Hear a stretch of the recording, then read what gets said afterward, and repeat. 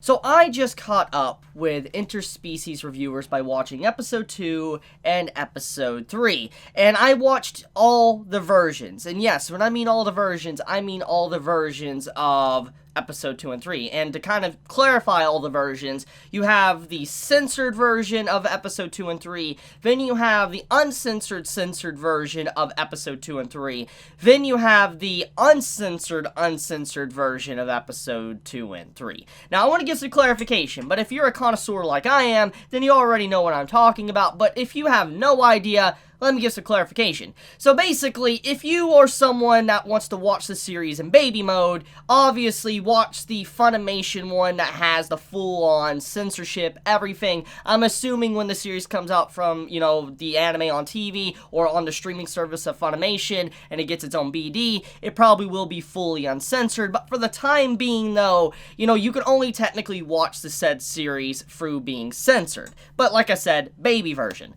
Then you have censored version, which is kind of a glass half full, half empty type of deal. It's where the series shows things, but there is obviously some things that are still very much censored throughout the episodes, and even some of the dialogue, depending on the episode, is censored as well, where it literally just has the word censored or bleeped out when they're talking about it, and it's just like, you know what they're saying, you know what they're talking about. This isn't like, grade school. We know what's going on here. So basically, with the censorship, with the censored, it's kind of like, why? Like, if you're gonna go that far, why not just go all the way, or just go baby mode, one or the other. Don't just be stuck straight in the middle. So it's honestly the worst experience. Then you have the uncensored version, which is the pure form that this series has to offer, the pure beauty, the majesty that Interspecies gives us and its audience. And I will say that the uncensored version, like the full-on uncensored version, is definitely the best experience for the show. But I guess it's because I'm just a degenerate. I mean, I'm someone that, is a connoisseur and looks into these type of things.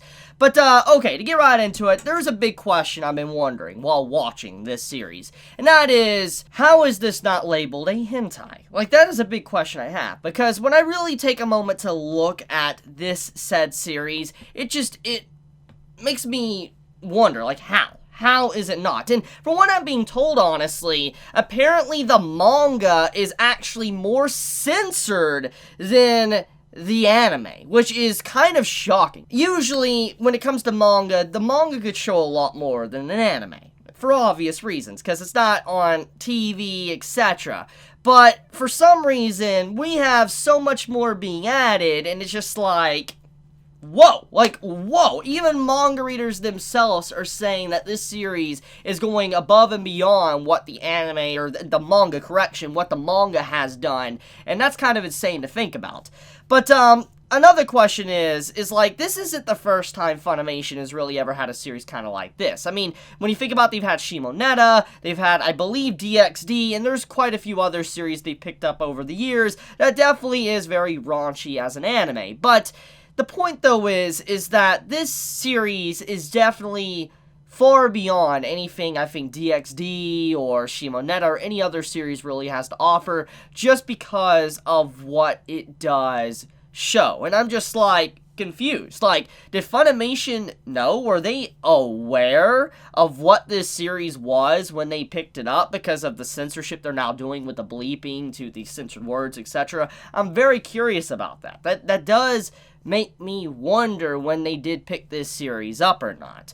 Interspecies reviewers is something that honestly is really good. Like, it's actually really good. And I'm not just saying that because, like, I like fan service, etc. But it does have a charm to it that I have never really seen from a series. Because, you know what I think it is?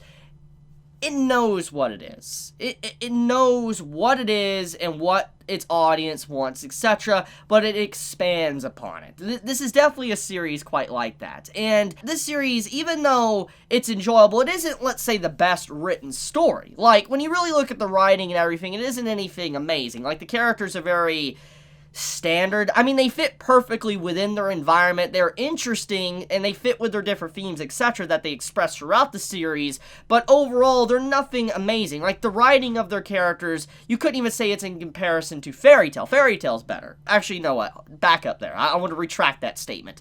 Fairy Tail actually is worse than interspecies reviewers. And the reason why I say that is because at the very least, interspecies reviewers knows what its characters are and what it is. Fairy Tail, however, does not. It tries to be a serious story and all that, but in reality, it's just fan service and all sorts of other things, poor writing, etc. So you know what? Yeah, interspecies reviewers is above Fairy Tail, so that was kind of a poor comparison. So I guess when I mentioned that, disregard it. So, okay, getting back into it though, this is a fun watch, and I think episode 3 is something that's really going to push the boundary of, let's say, a viewer, depending on what you enjoy and what you do not, because this series really doesn't shy away from anything. Like, I mean anything. Traps to, you know, let's say, fudas.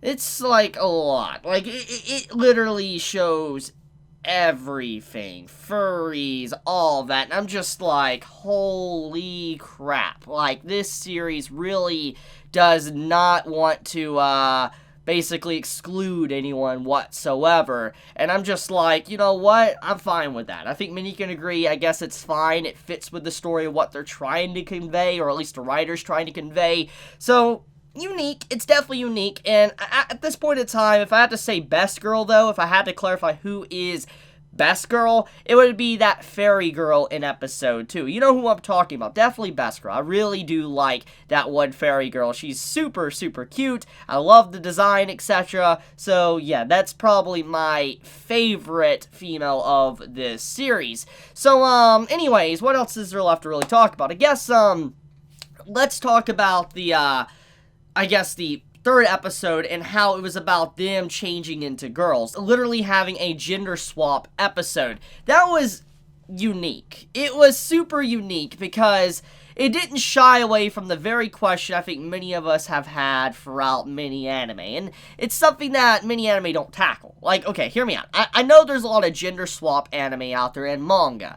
But not many anime and manga go to the extent of what this episode just did. Like, if you've ever, let's say, watched Gintama and its gender swap episodes, or if you watched other series that's about, like, I think it's called Boku Girl, which was a manga, if you've ever seen different series, etc., you know for a fact that many series that have the potential here don't go to explain certain things, and I'm really happy that this series doesn't shy away from that. I respect that. I really do. Even if I know many might not be for this episode or like episode 3, basically, I think some will really appreciate what it has to offer.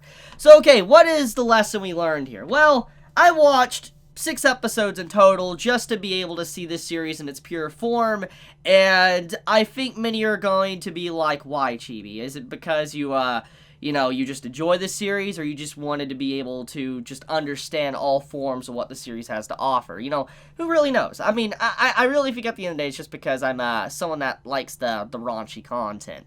But okay, I want to leave it at that. I love you guys. You have a wonderful day or night wherever you live. If you enjoy my content, please subscribe. If you like this video, please leave a like. And with that, Chibi out.